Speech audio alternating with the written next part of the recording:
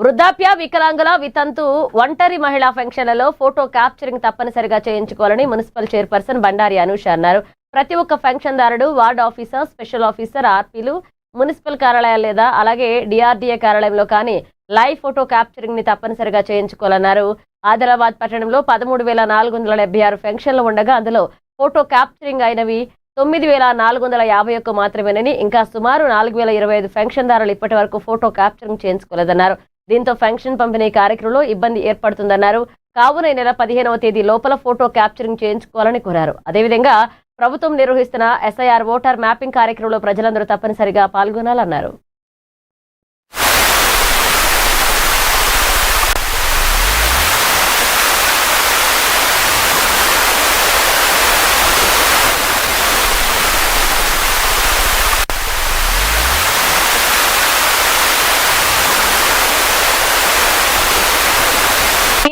Pension photo live capture దాని కోసం దాదాపు మన మున్సిపాలిటీ పరిధిలో 13,436 పెన్షన్స్ రావడం జరుగుతుంది.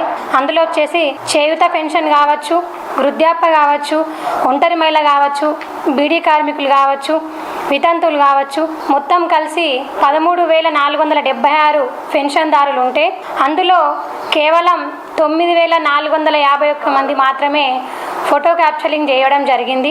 దయచేసి విజ్ఞప్తి చేస్తున్నా, మిగతా ఏదైతే ఇంకా 4,025 మంది మీ యొక్క ఫోటో క్యాప్చరింగ్ తీసుకోవడం జరగలేదు. కాబట్టి దయచేసి మీరు వెంటనే మీ యొక్క ఎవరైతే ప్రభుత్వ పరంగా మున్సిపాలిటీ పరిధిలో కావచ్చు, అలాగే మెప్మా సిబ్బంది కావచ్చు, అలాగే మిగతా డిపార్ట్మెంట్స్, డిఆర్డిఓ డిపార్ట్మెంట్ కావచ్చు, ఎవరినైనా సంప్రదించి మీ యొక్క ఫోటో క్యాప్చరింగ్ తప్పకుండా చేసుకోవాలని ఈ సభాముఖంగా తెలియజేస్తున్నాను.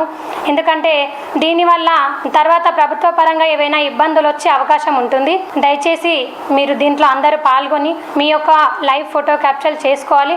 ముఖ్యంగా మీరు వెళ్ళేటప్పుడు మీ యొక్క ఆధార్ కార్డ్ తీసుకెళ్లాలని వేదిక ద్వారా మన యొక్క ప్రజలకు తెలియజేస్తున్నాను. ఎస్ఐఆర్ వచ్చేసరికి మన యొక్క ఎస్ఐఆర్ ప్రక్రియ ఓటర్ మ్యాపింగ్ అనేది 2002లో ఎక్కడైతే ఉంటామో ఇప్పుడు ఆ సమయంలో నాకు ఓటు లేదు కాబట్టి నాది ఇప్పుడు ఓటు మ్యాపింగ్ జరగాలంటే నా యొక్క తండ్రి గారు లేదా మా యొక్క తాతగారు అయినటువంటి వారి యొక్క ఓటర్ మ్యాపింగ్ తీయడం జరుగుతుంది. దానివల్ల మీ యొక్క ఓటర్ మ్యాపింగ్ తప్పకుండా చేసుకోవాలని, మీది వెళ్ళినట్లయితే మీ ఫ్యామిలీలో మీ గ్రాండ్ మదర్ కావచ్చు, గ్రాండ్ ఫాదర్ కావచ్చు, లేక మీ ఫాదర్ కావచ్చు, వారి ద్వారా మీ డీటెయిల్స్ అన్నీ వెళ్తాయి. కాబట్టి తప్పకుండా ఓటర్ మ్యాపింగ్ అనేది ప్రజలు ప్రతి ఒక్కరూ ఇన్వాల్వ్ అయ్యి చేసుకోవాలని